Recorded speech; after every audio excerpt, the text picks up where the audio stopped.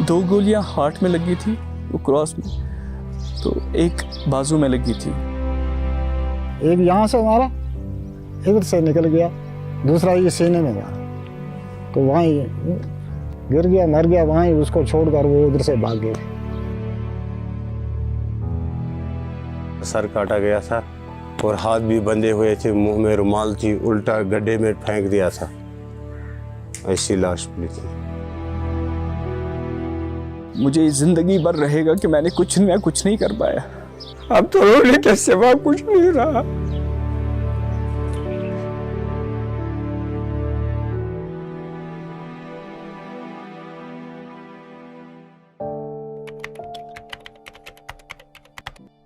मैं निकला बाजार, इतने में मैंने सुना आपके घर में फायरिंग हो रही है।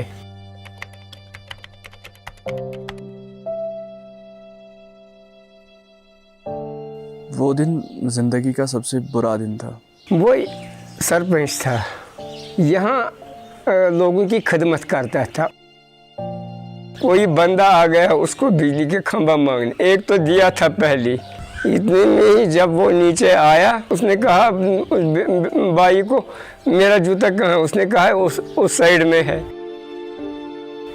एक ही जूता लगाने को दिया है, इसी में उसने फायर खोल दी।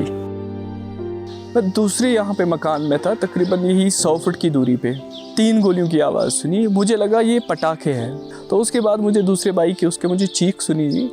मैंने लगा शायद उसको किसी के साथ कुछ झगड़ा हुआ बाहर, तो मैं दौड़ते आ गया। मेरी मिसेस थी, जब चिल्लाने लगी, मैंने देखा पीछे तो मेरा भाई वहाँ पे पड़ा हुआ था। उनकी 2 गोलियां हार्ट में लगी थी, वो क्रॉस में, तो एक बाजू में लगी थी। जल्दी हमने उनको उठाया और यहाँ जो हॉस्पिटल है, तकरीबन हम 20-25 मिनट के बाद SMHS पहुँचे। रास्ते में ही वो अलविदा कर चुके थे। 19 अगस्त 2020 वो मिसिंग हो गया। वो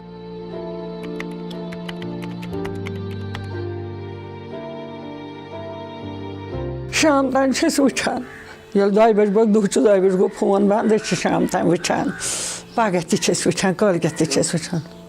पे दुत मे अन लॉकटे बची नेटस 3 दुह, तौर दुतस तमो वापस, दोपस अस मोर सह मोर सह दिमो न लाश अच्छ कोरोना।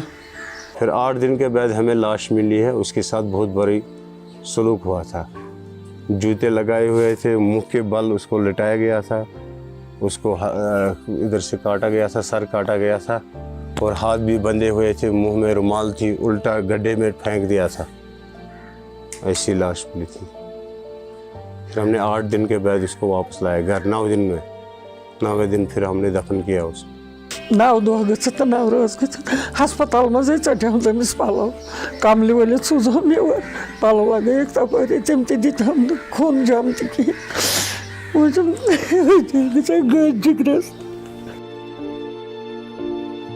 2019 अगस्त का महीना था। भेड़ बकरी सुबह ले जाते थे, शाम को चरा रहे घर पर ले आते थे।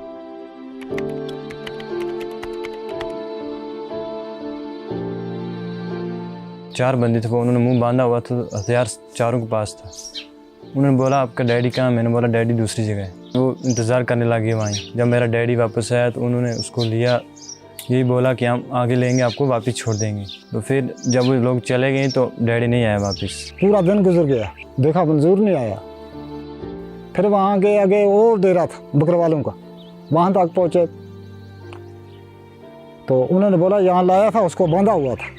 इसमें एक टांग में गोली मारी है, उन्हें गोली मार दी थी। लंगड़ा था, इसको दिन को रखा इधर। तो फिर 4 बजे यहाँ से लेकर निकल गए थे। यहाँ से थोड़ा ऊपर गए एक मैदान था, थोड़ा उस मैदान में एक बड़ी पहाड़ी थी ना, उसके पीछे उसको और 2 फायर मारे उसको। एक यहाँ से मारा, इधर से निकल गया, दूसरा ये सीने में मारा, तो वहीं गिर गया, मर गया वहीं, उसको छोड़कर वो उधर से भाग गए। कश्मीर में मतलब नज़रिया ये है कि गद्दार माना जाता है कि इसे इलेक्शंस में क्यों पार्टिसिपेट किया। आप यहाँ सारे गाँवों में देखो, फैसिलिटी 2 चश्मे बनाए थे, सड़कों की कितनी फैसिलिटी आ गई। लाइटों की फैसिलिटी आ गई, खंभों की कितने ट्रांसफर लगाए उसने। गवर्नमेंट से भीख मांगा लोगों के लिए, अपने लिए कुछ नहीं रखा। बेगुनाह को मार के क्या वो अपने मकसद में कामयाब हो जाएगी? नहीं, कभी नहीं, ऐसा नहीं।